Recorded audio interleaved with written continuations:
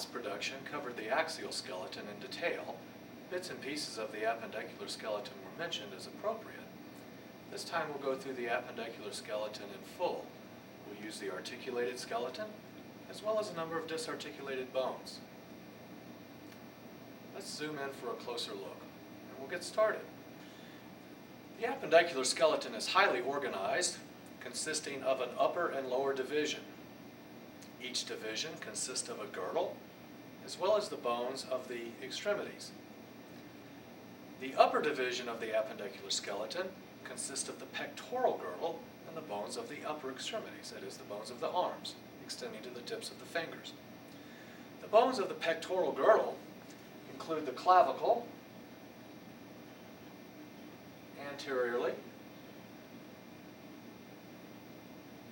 In fact, the only articulation between the upper appendicular skeleton and the axial skeleton is right here. These two articulations, one on each side, where the clavicle articulates with the manubrium. This is called a sternoclavicular joint.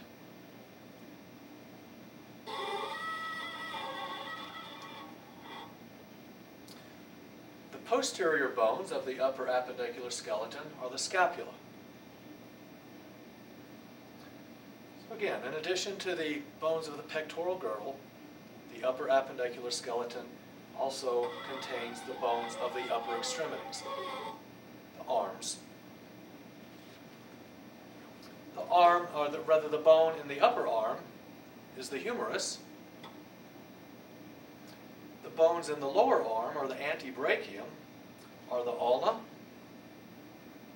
and the radius.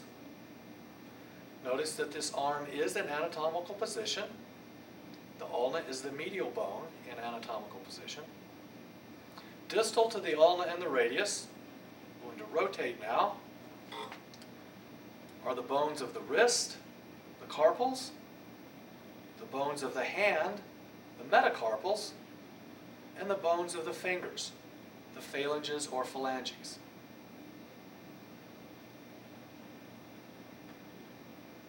The inferior aspect of the appendicular skeleton also consists of a girdle, as well as the bones of the associated extremities. Of course, in this case, they're the lower extremities.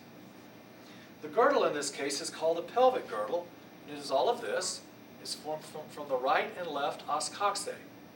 Each os coxa is formed from an ilium, ischium, and pubic bone. They're fused, and we'll see that in a little more detail later. The articulation between the inferior aspect of the appendicular skeleton and the axial skeleton are these articulations right here. They're called the sacroiliac joints, between the ilium and the sacrum of the vertebral column. In addition to the pelvic girdle, the lower or inferior appendicular skeleton also consists of the bones of the lower extremities. The femur and the upper leg. In the lower leg, there's a medial tibia,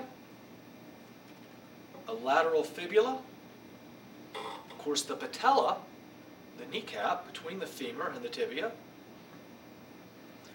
The bones of the ankle are called the tarsals. The bones of the foot are the metatarsals, and the phalanges, or the bones, are the bones in the toes. We'll go over each bone now, one at a time.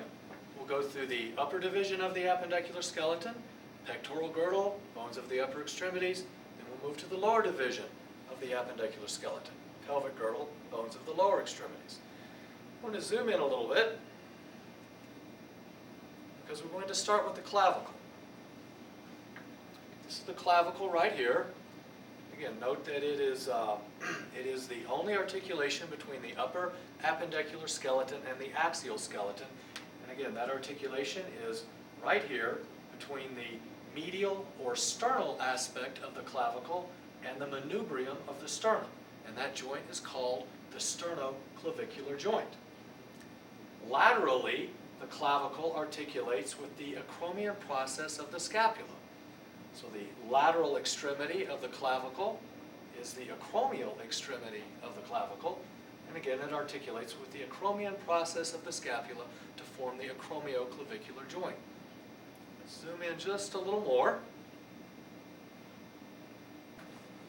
Okay, so we're looking at the clavicle and its articulation medially with the manubrium of the sternum and laterally with the acromion process of the scapula. I have a disarticulated clavicle. I'm going to lay it right here, and you might be able to see things a little more clearly. So this is the medial or sternal extremity of the clavicle. Notice that it's broad as opposed to the lateral or acromial extremity of the clavicle. Notice how narrow it is. Also, notice that the acromial extremity or lateral extremity of the clavicle projects anteriorly.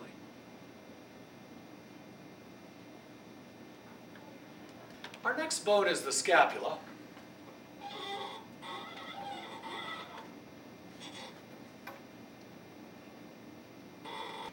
This is a lateral view of the scapula. We can see the acromion process, the coracoid process. This is the glenoid fossa. This is where the head of the humerus articulates to form the shoulder. And if we go to more of a posterior view, we can see the spine of the scapula. And if you follow the spine out, you see that it actually becomes the acromion process. This is a disarticulated scapula, lateral view. There's the glenoid fossa. Again, articulates with the head of the humerus to form the shoulder. This superior process is the acromion process, which articulates with the acromial or lateral extremity of the clavicle to form the acromioclavicular joint. This is the coronoid process, which is an important muscle attachment. If I rotate the scapula posteriorly, this is the spine of the scapula. Now let's concentrate on the bones of the upper extremities. When I move out of the way, you'll see that I've placed the skeleton in anatomical position as I am standing now. Arms at my sides, and thumbs, or digit number 1, are projecting laterally. The palms of my hands face anteriorly. Okay, so the skeleton is in this position. Thumbs are here and here. Very quickly, just by overview, before we get into each individual bone, the bone of the upper arm or the brachium is the humerus. You already know that the head of the humerus articulates with the glenoid fossa of the scapula. That articulation is right here.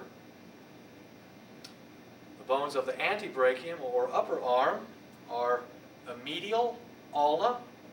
That's only going to be medial when you're in anatomical position. A lateral radius. Then the bones of the wrist, which are in this area, are the carpals. There are 8 carpals. The bones of the hand, I'm rotating things now. These are the bones of the hand. They are the metacarpals. There are 5 of them, numbered 1 through 5, where number 1 corresponds to the thumb, number 5 corresponds to the pinky. Finally, the bones of the fingers, the phalanges. There are 14 phalanges. The thumb has 2. All of your other digits have 3. I've zoomed in now. I want to focus on the humerus.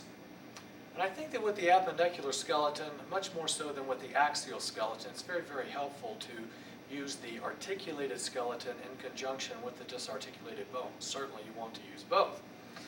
A lot of the things that I show you, I will be showing you first of all in the articulated skeleton, and that you will not be able to see them completely clearly, but then rest assured I will show them to you again disarticulated, where I can really zoom in and show them to you. But I'm afraid that if we jump right to a disarticulated bone, that you lose some of the perspective.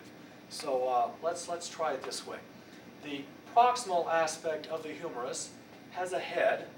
The head is right here, and as I have already said, the head of the humerus articulates with the glenoid fossa of the scapula. That forms your shoulder. This is the greater tubercle of the humerus. This is the lesser tubercle of the humerus. important sites for muscles to attach. This is the coronoid fossa of the humerus. The coronoid process of the ulna will articulate with the coronoid fossa of the humerus. If we flex the arm at the elbow, this piece of the ulna right here, which is called the coronoid process, it goes into, I'm trying to rotate things so you can see them. So right there, the coronoid process of the ulna is going into the coronoid fossa of the humerus. Rotating now so that we can see the posterior aspect of these bones. This is the olecranon fossa of the humerus, and it articulates with the olecranon process of the ulna. In the extended position, the olecranon process of the ulna is in the olecranon fossa of the humerus. And so as you flex your arm at the elbow, the olecranon process of the ulna, the coronoid process of the ulna are articulating with the olecranon and coronoid fossa of the humerus, respectively. The part of the humerus that the ulna is rotating around is called the medial condyle, or the trochlea. And therefore, appropriately, the part of the ulna that is rotating around that medial condyle, or trochlea of the humerus, is called the trochlear notch. So this is the medial condyle, or trochlea of the humerus. On the opposite side, this is the lateral condyle, or capitulum of the humerus.